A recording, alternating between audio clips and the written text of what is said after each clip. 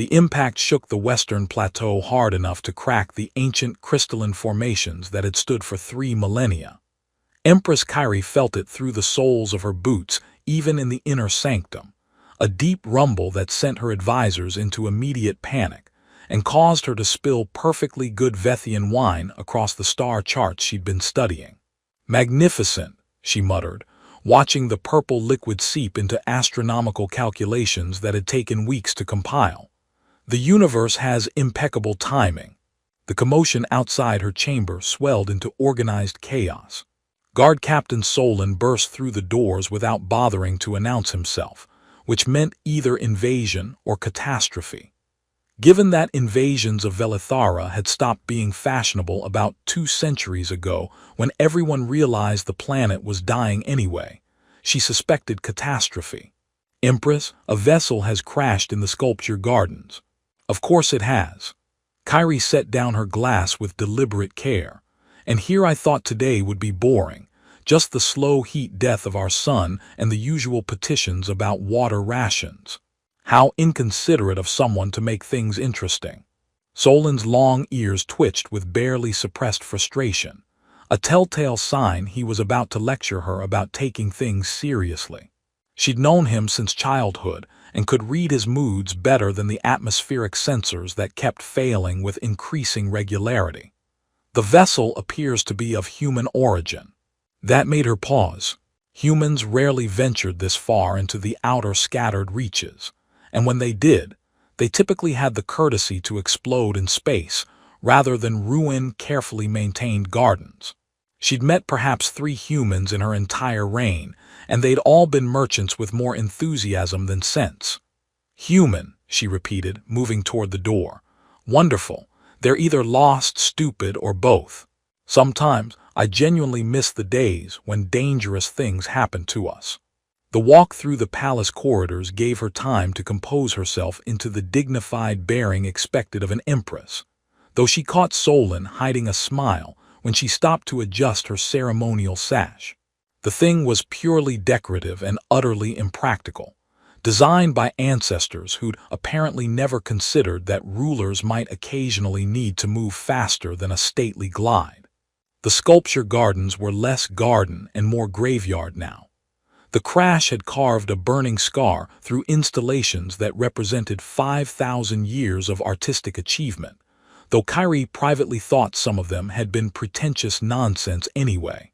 The vessel itself was embedded in the remains of eternal contemplation, a piece that had always looked to her like someone had welded random metal chunks together while drunk. The ship was smaller than she'd expected, barely large enough for a single occupant. Its hull bore scorch marks from atmospheric entry and what looked like weapons fire from something with serious firepower. Someone had been running from something then and had chosen Velithara as their hiding spot. Flattering, in a way. Even refugees recognized a planet too unimportant to search. "Have we attempted communication?" she asked. "The vessel's systems appear active but unresponsive. However," Solon gestured toward the ship's access hatch, which hung open like a broken jaw. "Someone emerged approximately 7 minutes ago." "And where is this someone now?" As if in answer, a figure appeared at the garden's northern edge, moving through the dying crystal trees with a grace that suggested either extensive combat training or really impressive confidence. The armor was like nothing she'd seen in any database, flowing and adaptive, seeming to shift between solid plates and flexible mesh depending on movement.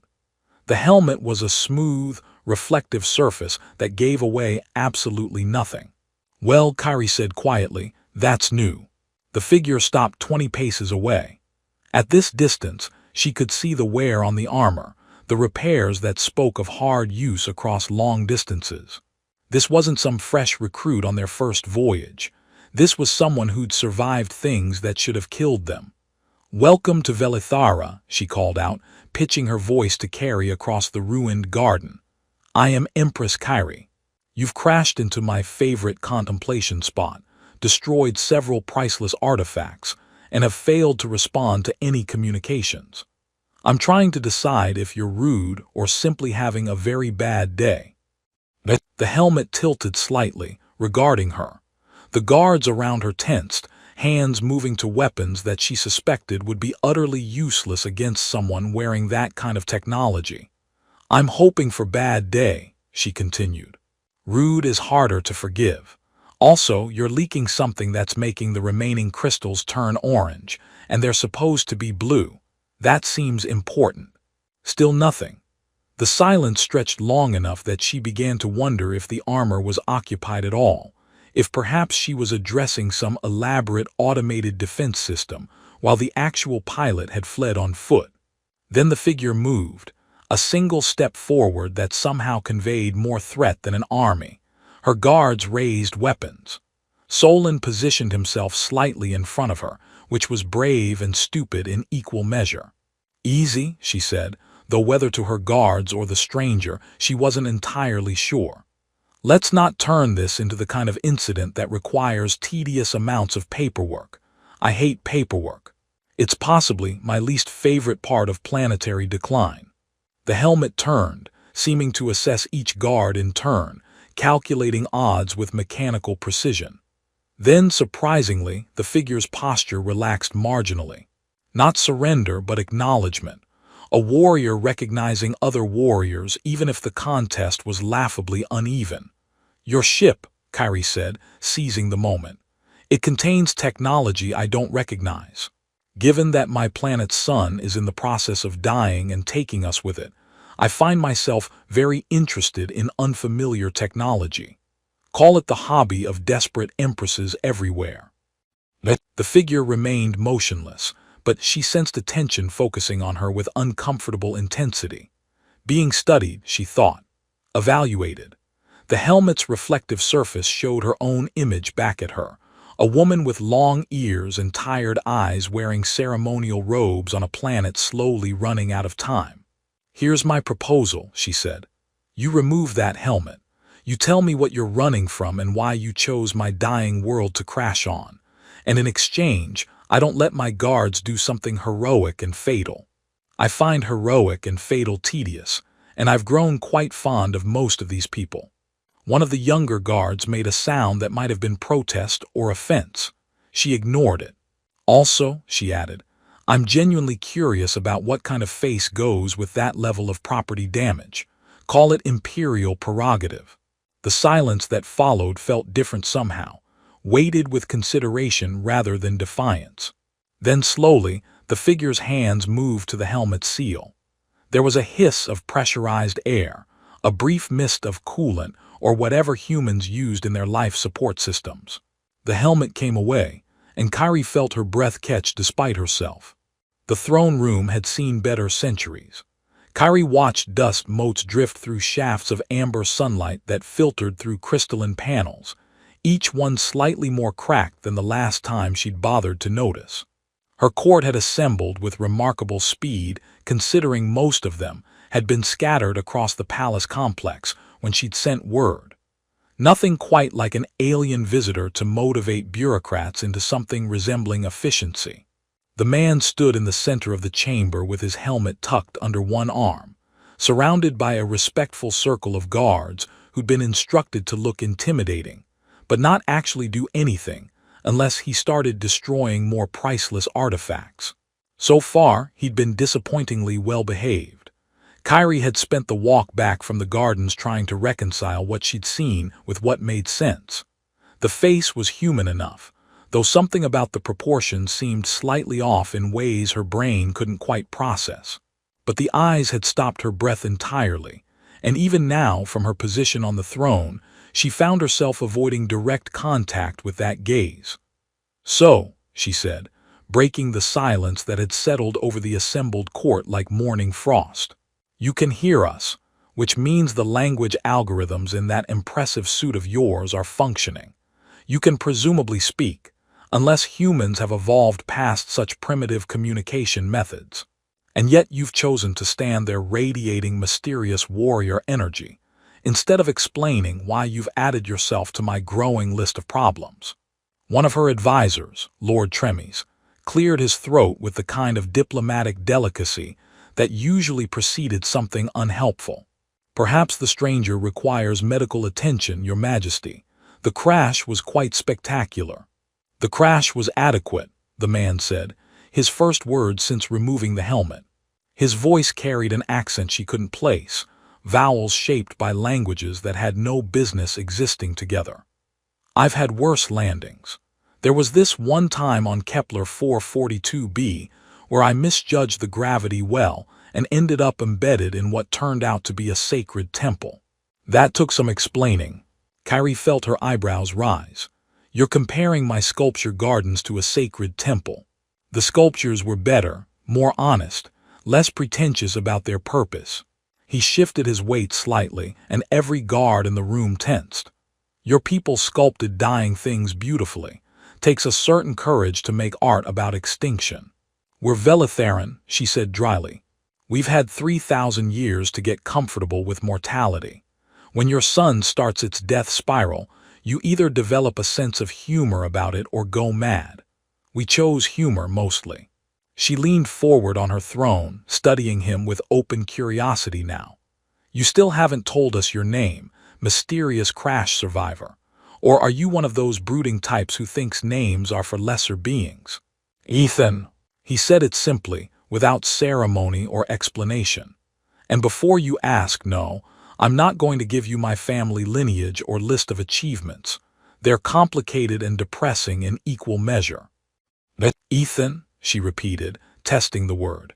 It was absurdly simple for someone wearing armor that probably cost more than her remaining treasury. Right. Ethan who crashes into dying planets and critiques the local artwork.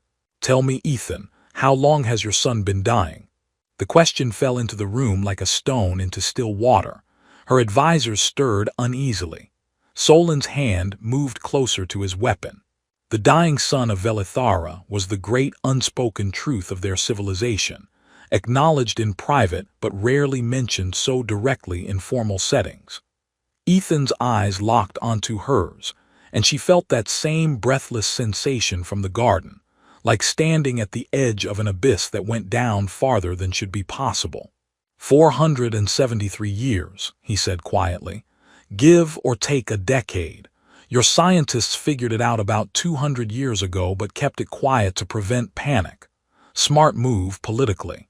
Terrible move for actually doing anything about it. The silence that followed was profound enough that Kyrie could hear her own heartbeat. She'd known, of course. The inner council had known.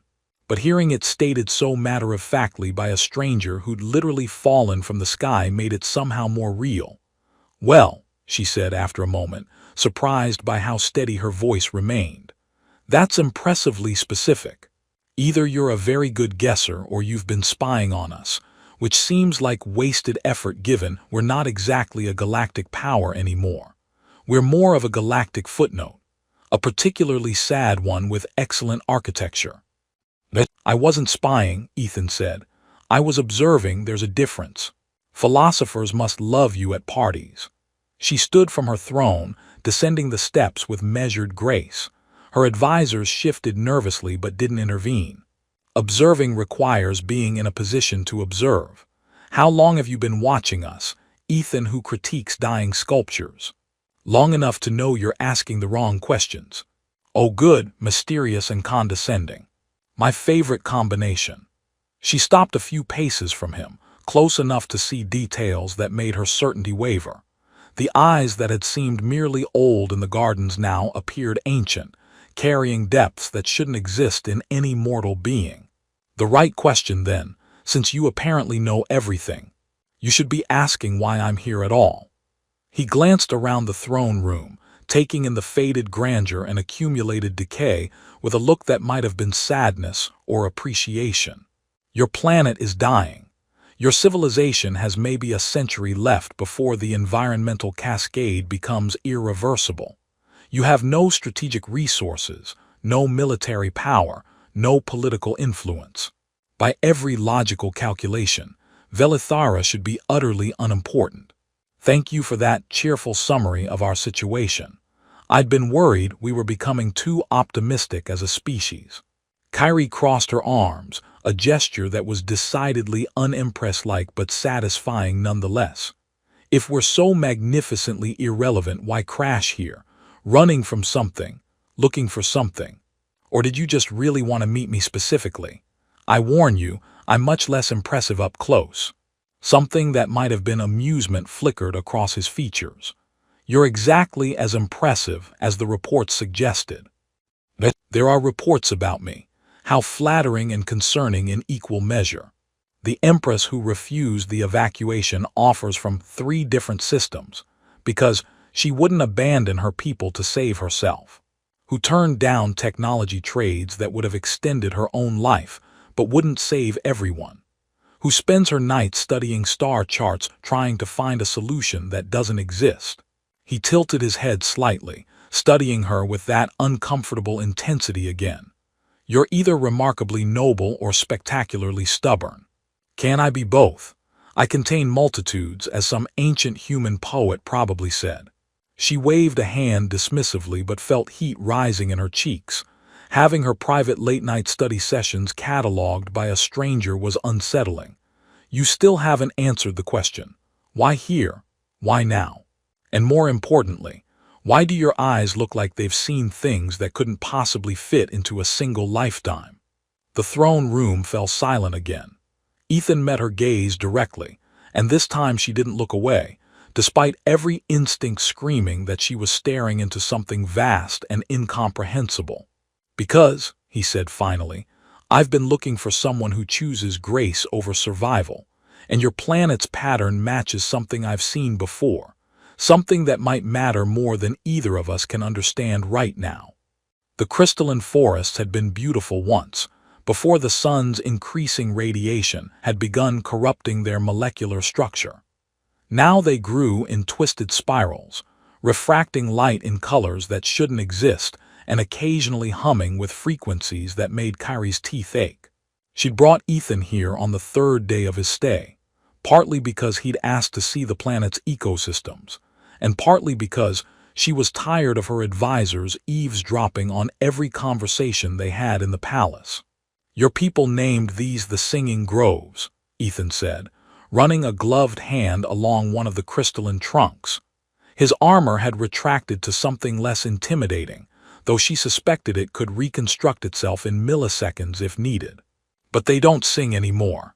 They scream occasionally, Kyrie offered, stepping over a fallen crystal branch that had shattered into geometric fragments, usually during solar flares. It's deeply unsettling and has ruined more than one romantic picnic, according to historical records. We stopped coming here about 50 years ago when the screaming became more frequent than the singing. Romantic picnics in a crystalline forest. Your people have style. Had style, past tense.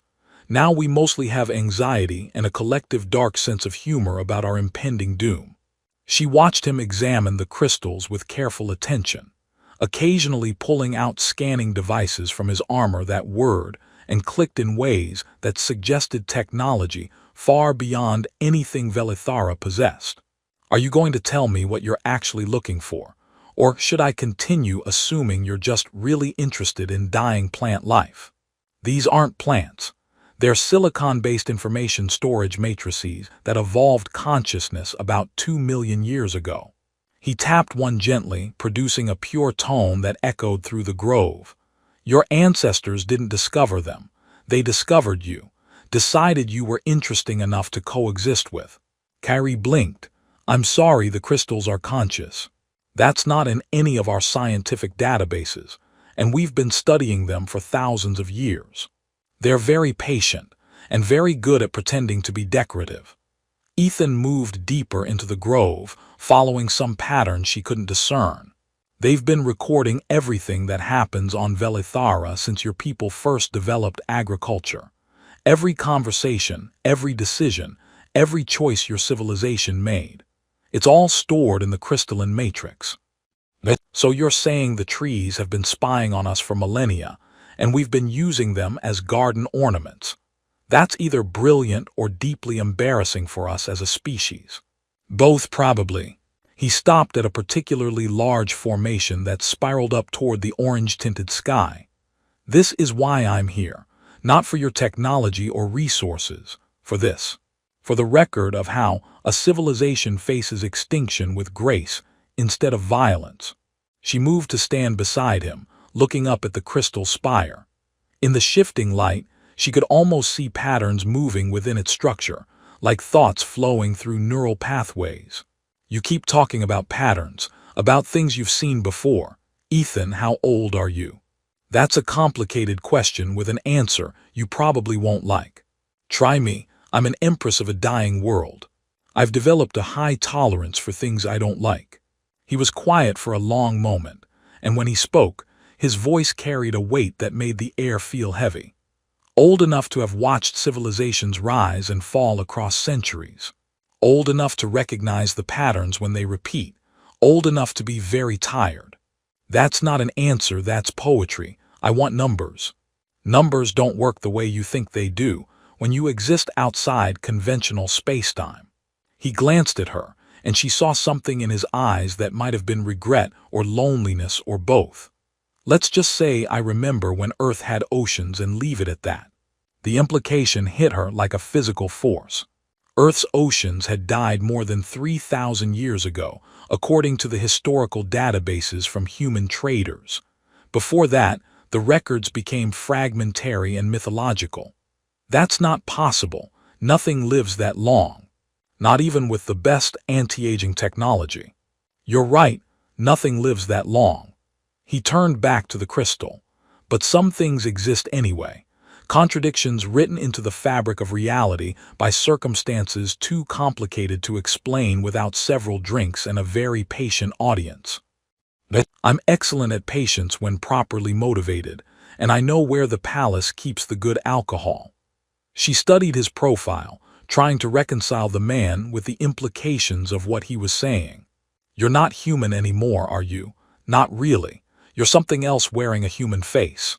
I'm human enough where it matters. The parts that think and feel and make terrible jokes at inappropriate times.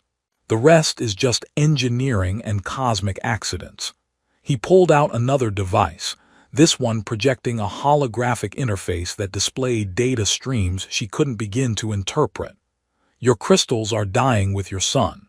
In about 90 years, they'll lose coherence entirely. 3 million years of recorded history gone, unless someone preserves it. And you want to be that someone. I want to understand why your people made the choices they did. Why, when faced with extinction, you chose to document everything and maintain your culture instead of tearing yourselves apart fighting over resources. Why you still create art and music and terrible poetry about death. Why your empress stays up late studying star charts, even though she knows there's no solution. Kyrie felt heat rising in her cheeks again. You really need to stop knowing things about my private habits. It's invasive and unsettling. Sorry, observational skills come with the territory of being impossibly old and lonely. He offered a slight smile. For what it's worth, your terrible poetry isn't actually terrible. I've read worse. The sonnet about the dying sun, having the audacity to take you with it, showed real skill. You read my personal journals. Her voice rose sharply enough to startle something that might have been a bird or possibly a confused piece of crystal. That's not observation, that's breaking and entering. We have laws. I didn't break anything. Your security systems are polite but not exactly cutting edge. He held up his hands in mock surrender. And I only read the poetry you'd published anonymously in the cultural archives. The stuff you keep truly private remains private. I have some standards. She wanted to be angry, but the absurdity of the situation was overwhelming. An immortal time traveler or whatever he was, critiquing her amateur poetry in a dying crystalline forest, while casually revealing that the trees were sentient surveillance systems. This conversation has gotten away from me. I feel like I should be more in control as the empress, but instead I'm just confused and slightly flattered about the poetry comment. Leadership is overrated anyway. Confusion keeps things interesting. Ethan's expression grew more serious. The crystals are recording us right now.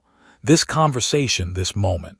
It'll be preserved in the Matrix along with everything else. Future civilizations might find it someday. if anyone survives long enough to look. No pressure then. She touched the crystal spire gently, feeling a faint vibration under her fingertips. What do you think they make of us? The crystals, I mean, watching us for so long. I think they find you fascinating and sad, and beautiful in the way temporary things are beautiful. He met her eyes, same as I do. The admission hung in the air between them, vulnerable and unexpected. Kyrie felt something shift in her chest, a sensation she hadn't experienced in years of ruling alone and planning for an ending she couldn't prevent. Well, she said quietly, that's inconvenient timing on your part, getting attached to temporary things when your eternal seems like poor planning. Terrible planning, he agreed, but some patterns are worth breaking even if they hurt. A tremor ran through the grove, the crystals producing a discordant note that built and faded. Solar flare, probably. They were becoming more frequent. The temporal distortions started small. A glass of water aging backwards on Kyrie's desk, condensation climbing up its sides before the liquid separated into hydrogen and oxygen. A guard's weapon briefly existing in 3 places simultaneously before snapping back to singular reality. Time, Ethan explained with the kind of apologetic tone usually reserved for accidentally breaking valuable antiques, was starting to notice his presence.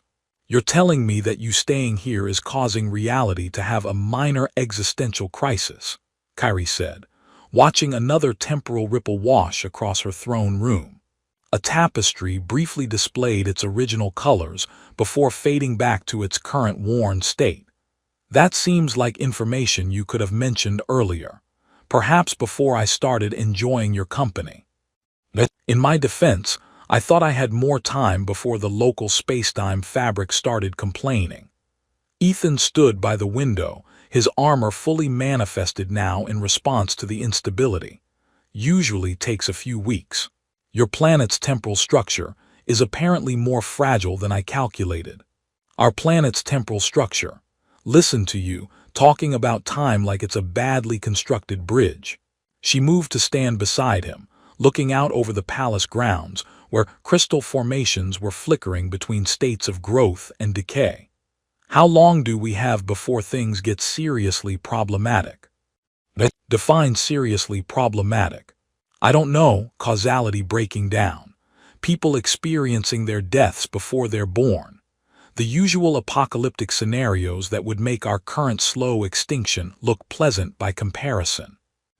About 3 days, maybe 4 if we're lucky and the universe is feeling generous.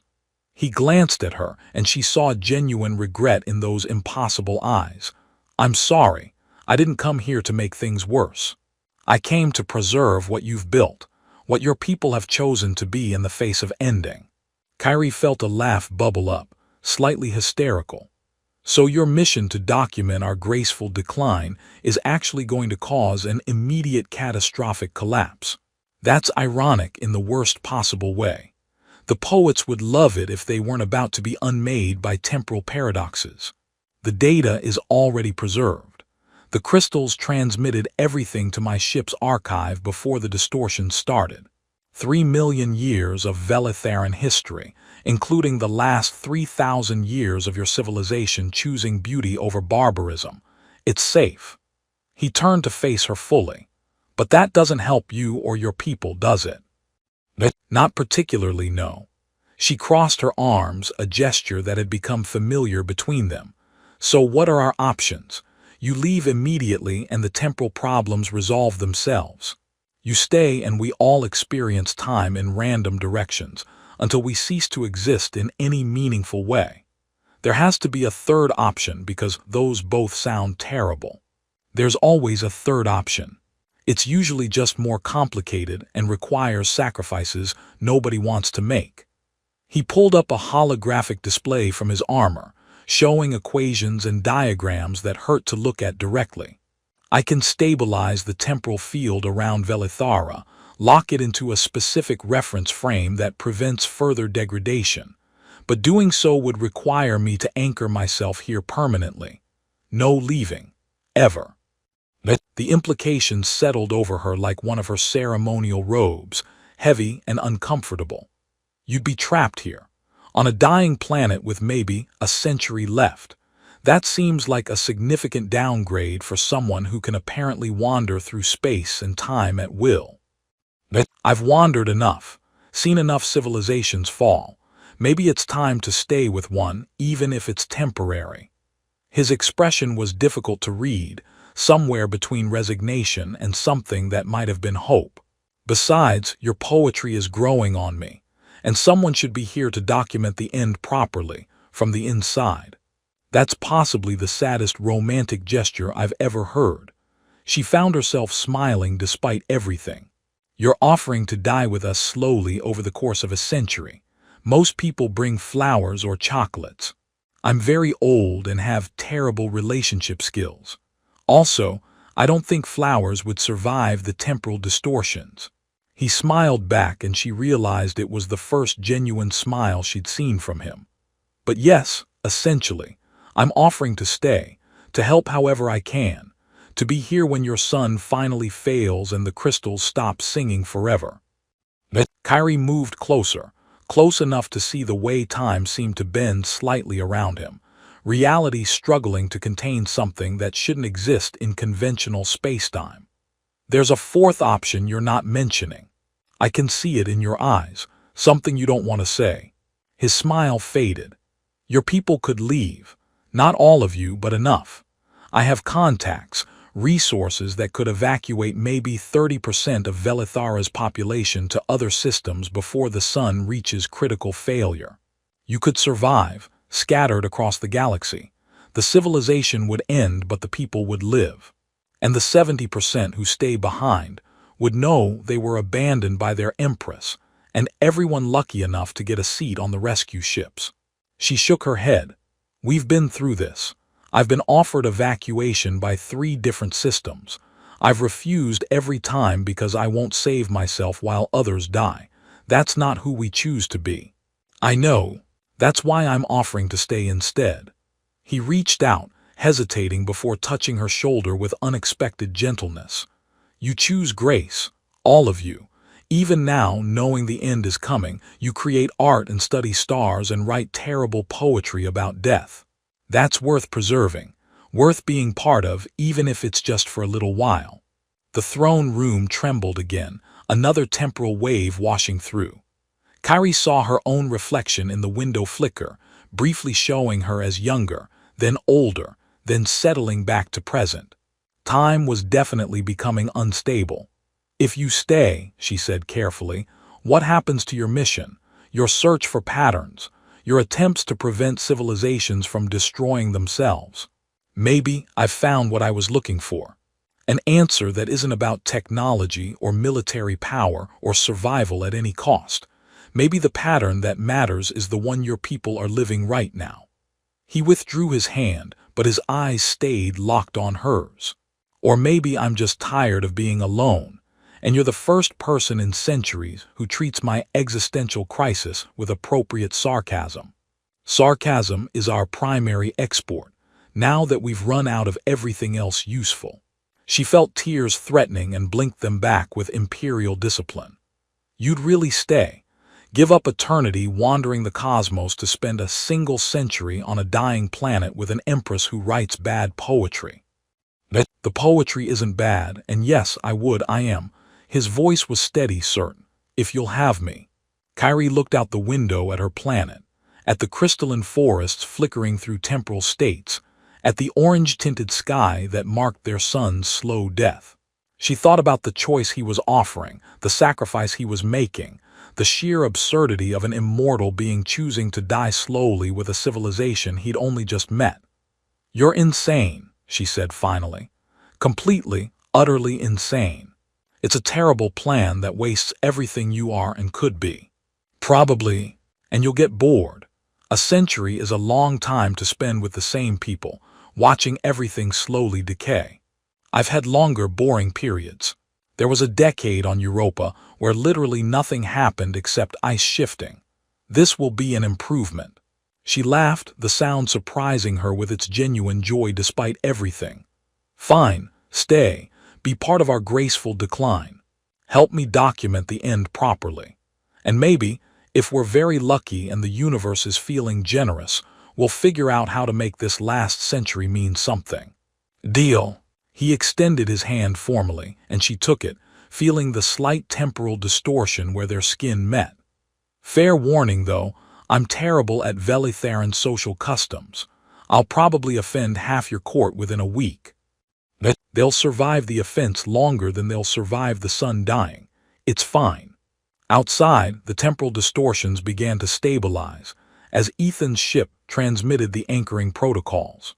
Reality settled back into its proper flow, time resuming its steady march toward an ending they could all see coming. Kyrie squeezed his hand once before releasing it, already thinking about the work ahead. A century wasn't much, but it was enough. Enough for art and music and poetry. Enough for crystalline forests to sing a few more times before falling silent. Enough for an empress and a time wanderer to find something worth staying for. Come on, she said, turning toward the door.